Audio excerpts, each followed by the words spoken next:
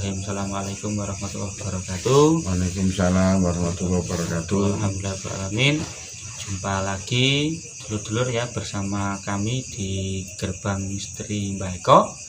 Oke, alhamdulillah pada malam hari ini kebetulan ya, kita lagi santai-santai tadi ya Mbah ya. Iya. Nah, berhubung kita cerita banyak-banyak, akhirnya oke Mbah, ini kita ada kesempatan dan juga pada malam ini saya ada beberapa pertanyaan ini Mbah yang perlu saya tanyakan ke Mbah. Ini kayaknya ini yang lagi viral ini. Nah, ya, sudah Lagi kebaca guys. heboh yang sekarang ini. Jadi memang kemarin tuh saya lihat-lihat di YouTube dan di reel video maupun Instagram maupun di FB itu banyak video yang lagi viral, terutama masalah santet dan pengobatan Mbah.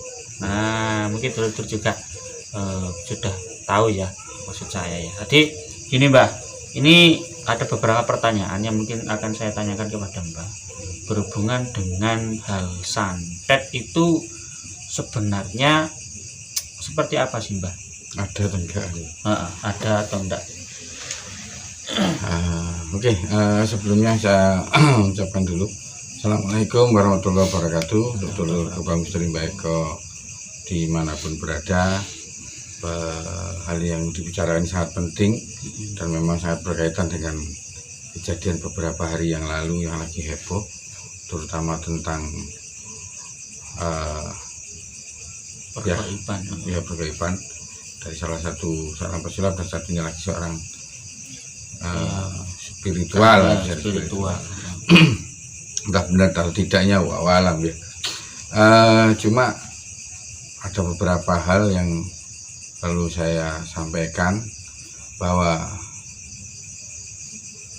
santet itu tidak mudah dilakukan, dan untuk mencari seseorang yang tukang santetnya itu sangat sulit, tidak gampang. Jadi istilahnya itu orangnya itu tertentu berarti Mbak ya? Tertentu, tidak terus apalagi kok ada dukun santet yang mendatangi di video lagi, itu jelas tidak mungkin ya. Itu jelas settingan. Dan itu sudah diakui para youtuber yang lain ya, bahwa itu memang adalah sebuah skenario settingan. Sah-sah saja sebagai konten kreator kan, mereka sah-sah saja membuat itu, tapi dalam hal ini kan sebagai seorang itu sendiri harus pintar, harus cerdas yang menilai sebuah tayangan ya. Karena ada pertarungan dengan dukun santet 3 orang sampai 9 orang, ada yang 11 sampai 11, ada yang beberapa, itu jelas settingan. Nah, ini kalau mengenai tentang hal santet ini Mbah, ini tadi kan Mbah mengulik tentang pertarungan antara contohnya dengan si A dengan si B ini membawa beberapa teman. Kalau secara logika Mbah, apakah satu orang ini mampu menangani beberapa orang ini tadi? Ini kalau memang benar-benar dukun santet ya, dukun santet Mbah. Pada intinya begini, dukun santet itu adalah orang yang kepingin melakukan atau mencelakai seseorang tanpa dia ketahuan. Secara halus berarti. Secara halus. Jadi tidak mungkin dia menunjukkan jati dirinya. Wong dia bekerjanya itu kepingin tidak ketahuan, kok malah supaya itu jelas kontradiksi itu, sebenarnya tidak mungkin, tidak mungkin. Terus ada gak santet itu? Kalau saya pribadi, saya meyakini ada. Santet itu ada. Banyak ada yang ngirim istilahnya paku. Bukan apa, pokoknya apa saja, macam-macam. Santet kan tidak hanya sebatas hanya paku, jarum dan sebagainya, masih banyak lagi yang lainnya. Dan itu memang termasuk wilayah sihir. Kalau sihir itu memang ada, dan memang Kanjeng Nabi sudah mengatakan bahwa sihir itu memang ada. Ada. Cuma ya enggak sedikit-sedikit orang itu kan, kebanyakan orang yang sekarang ini loh ya, kena masalah sedikit santet. Saya disantet orang. Saya diapa-apakan lah. Guna orang. Enggak semuanya itu sedikit-sedikit harus dihubungkan dengan santet. Ini supaya apa? Kita belajar untuk mendewasakan diri bahwa tidak semuanya itu berhubungan dengan goib atau dengan santet. bisa jadi karena itu memang kecerobohan kita, itu bisa jadi. Dan kebanyakan itu. Jadi Terus pada dasarnya itu ada yang bisnisnya maunya lancar, tiba-tiba sepi. seret hancur. Ya memang di masa pandemi hancur semua. Jadi bukan karena digarap orang atau diguna-guna orang, tidak. Jadi memang kondisinya atau mungkin pelayanan kita kurang bagus atau apa segala macam. Terus kok yang satunya laris bisa menggunakan jasa pesugihan? Memang pesugihan ada. Iya, Ada, dan memang kita tidak pungkiri itu memang ada. Ritualnya juga ada. Kalau memang mau melakukan itu kan ya monggo silakan. Berarti kan jalurnya sudah jalur yang lain kan gitu. Cuma ya segala satu jangan selalu dihubungkan dengan hal-hal yang goib. Belum tentu hal-hal itu berkaitan langsung dengan goib. Ini untuk mencegah apa? Terjadinya hal-hal orang mencari keuntungan dari hal itu. Iya, Seperti contohnya kemarin ada yang kasusnya misalnya untuk pembersihan rumah aja harus dikenakan biaya sekian. Karena ada gangguan, kan belum tentu itu juga. Jadi harus diselidiki dulu, dites dulu. Nah ini pentingnya kadang-kadang kita harus menguasai ilmu yang lainnya. Seperti yang saya pelajari kan. Jadi yang saya pelajari itu kan mungkin kalau sekilas lihat di konten, yang saya pelajari kan mungkin kelihatannya kan hanya tenaga dalam saja. Padahal tenaga dalam yang saya pelajari itu hanya sebagai pelengkap. Oh, jadi pembelajaran tenaga dalam ini di apa namanya, pesilatan Mbah ini tidak dijadikan hal yang utama berarti Mbah, hanya untuk sebagai penyeimbang pelengkap saja. Jadi yang kita pelajari itu di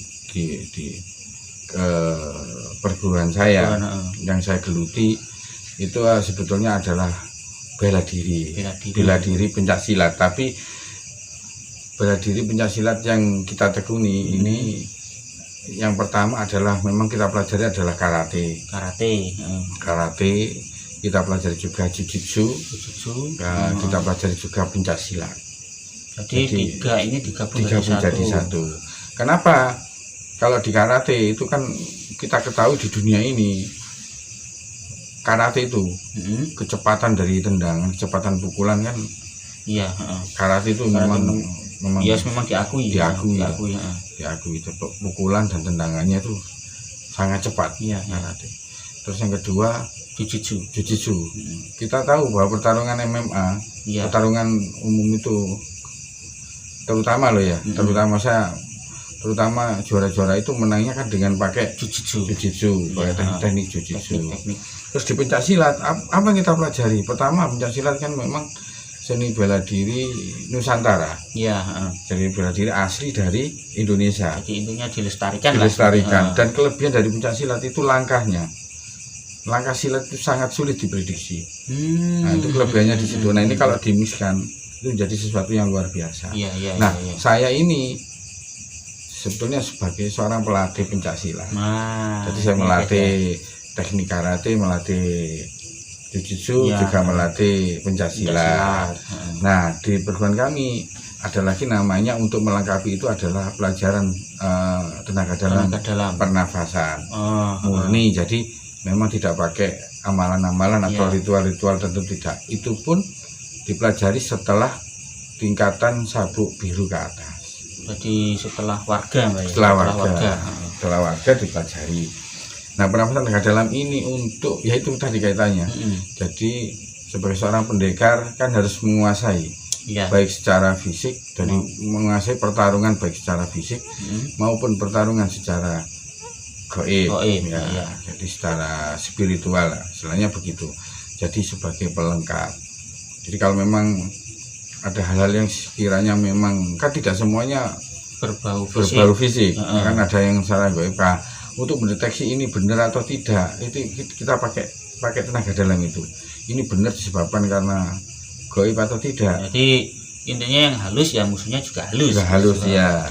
Kalau kita fisik, kita dalam pertarungan di perguruan yang saya ikuti itu ya pertarungan ya sampai termasuk murid saya kan juga juara di ITS ITS Championship kemarin kan juara 1.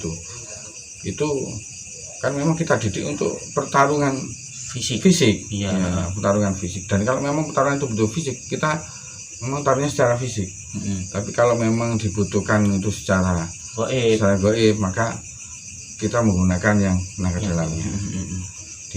Dan itu memang untuk kalangan kami sendiri. Iya. Tenaga dalam itu untuk kalangan kami sendiri, tidak kita artikan keluar, memang untuk komunitas khusus kami ya, sendiri, khusus ya. banyak khusus. Jadi sebagai pelengkap saja. Jadi itu tadi teman-teman ya, di sesuatu yang berbau kata Mbak Ika tadi kan untuk kecil penyakit apa ini, jangan terlebih dahulu disangkut pautkan dengan hal yang gaib gitu ya. Jadi mungkin ada ciri-cirinya Mbak. Contoh orang terkena ini saya mesti begini, setiap orang yang minta tolong ke saya, ya mungkin karena saya sudah membuat channel ini, kan banyak sering orang bertanya kepada saya, ini saya kena apa, oh seperti ini. Biasanya saran saya satu mesti begini, diperiksakan dulu. Mesti kan, harus nggak tahu kan ya. Jadi saya tanya dulu, sudah diperiksa dulu ke dokter belum? Sudah dicek belum?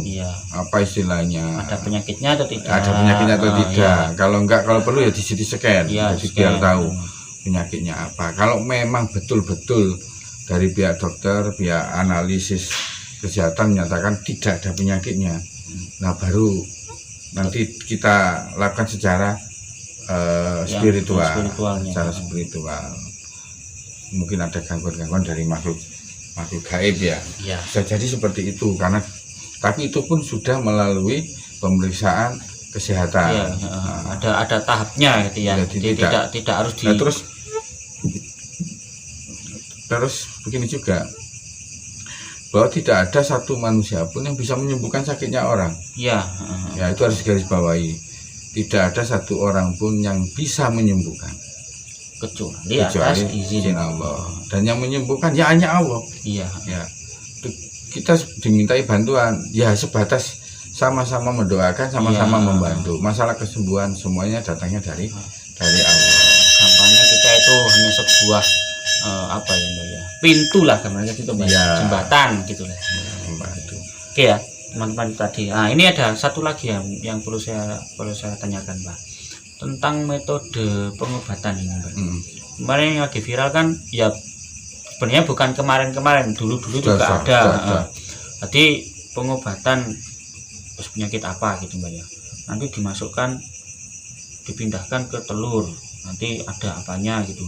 Terus contoh lagi ada yang di kelapa degan itu ya, ujuk airnya dikeruh atau ada apa-apa itu. Apakah itu memang bisa seperti itu atau hanya sebuah trik, Mbak? Kalau saya pribadi mengatakan itu sebuah trik. Karena kenapa? Setahu saya kan berkecimpung di dunia spiritual dengan tenaga dalam ya. Itu sangat mustahil sekali kalau kita bisa mengidap penyakit itu ditaruh di dalam media yang lain atau apalagi pohon kelapa atau mengidap penyakit ke hewan ya. Apakah ada yang bisa? Kemungkinan ada. Di dunia ini mungkin ada yang bisa. Cuma kan kita nggak tahu, dan itu sulit sekali mencari orang yang bisa itu. Berarti kan dia betul-betul orang-orang pilihan kalau dia bisa. Setahu saya kalau cuma levelnya seperti kita ini nggak bisa.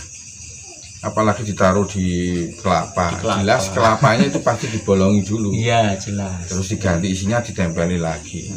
Kecuali ambil kelapanya langsung dari atas, diputik dari atas ya, langsung dibelah jeret. Nah itu beda lagi mungkin tapi yang jelas yang keluar ya air kelapa. Jelas. Terus yang kedua, kalau yang sering saya ingatkan pada teman-teman ya, yang sering terjadi itu yang di telur. Di telur itu kebanyakan yang diambil, rata-rata itu penyakit yang kok anehnya ya, di dalam telur itu mesti yang ada itu ya paku, jarum, terutama jarum, yang paling banyak jarum. Umum lah itu. Kenapa ya? Paling mudah dimasukkan ke telur itu ya jarum, sama sama paku itu yang sering. Kadang ada silet. Kalau silet ya silet mesti sudah dipatahkan. Dipatah-patahkan itu Mbak. Kalau silet ungkul silet ungkul nggak mungkin, karena pecah. Lebih besar siletnya. Dan itu ada tekniknya, bisa dilihat di YouTube banyak itu. caranya. Dan mesti diminta telurnya terus dimasukkan ke dalam terus disuruh mecah. Dan itu memang jelas itu. Nah, yang diungkap oleh Bu Sulamera ya, yang ininya maksudnya ya, kalau saya sama Bu Sulamera yang ini saya setuju. Jadi biar orang itu paham dan tidak mudah dibodohi orang. Karena apa? Tidak melulu semuanya itu dipindah penyakitnya itu bisa keluar ini saya tidak mungkin. Kalau bisa nih, kalau seandainya saya bisa ya pindah penyakit, saya pindah ke kelapa. Saya ya misalnya bisa pindahkan ke kelapa. Yang nyari itu seluruh dunia nyari saya. Karena pengobatan di Amerika yang canggih tidak bisa melakukan itu. Bahkan dengan alat yang super canggih. Super canggih pun tidak bisa. Jelas dokter-dokter di Amerika sana pasti berburu ke saya pasti, dan mencari saya itu. Oh, gimana caranya pindah penyakit dari sini? Jelas auto sembuh kan? Auto sembuh. Jelas saya diburu orang seluruh dunia minta sembuh ke saya. Nah sudah jelas itu. Kok nggak ada ya berarti itu trik tertentu. Jadi ada trik, ada teknik. Ya. Jadi ada beberapa ya, cuma kan kadang-kadang kita nggak tahu triknya, nggak tahu mungkin saking rapinya orang bermain lah seperti itu Mbak ya.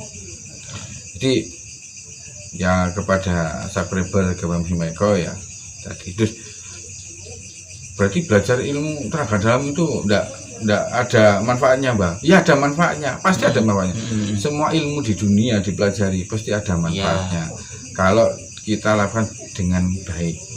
Kalau untuk kebaikan ya, kalau tenaga dalam yang kita latih itu untuk bisa mendeteksi energi, bisa mendeteksi itu baik-baik saja, supaya kita tidak mudah tertipu. Asalkan digunakan untuk hal-hal yang baik seperti itu. Betul ya. Tidak disalahgunakan gitu yang pasti. Oke, mungkin hanya itu Mbak yang perlu saya luruskan, yang perlu saya tanyakan ke Mbak tadi.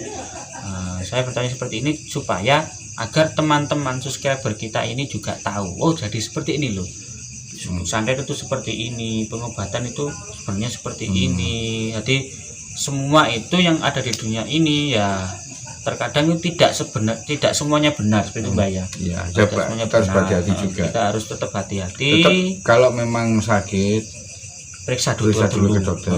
Kalau memang tidak ada penyakitnya baru ya memohon dulu ke Allah, minta diberikan kesembuhan.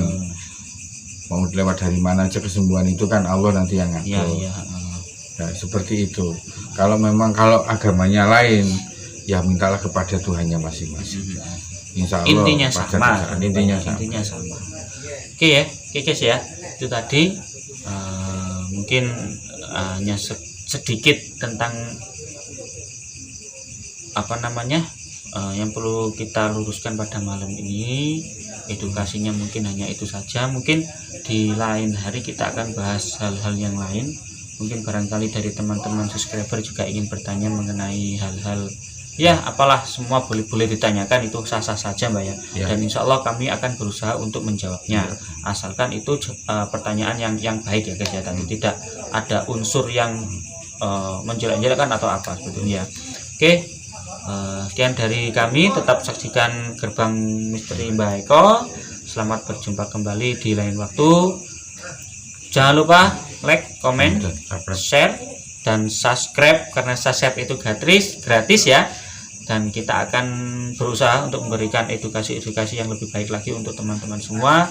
Dan jangan lupa selalu ikuti channel kami. Oke. Assalamualaikum warahmatullahi wabarakatuh. Waalaikumsalam warahmatullahi wabarakatuh.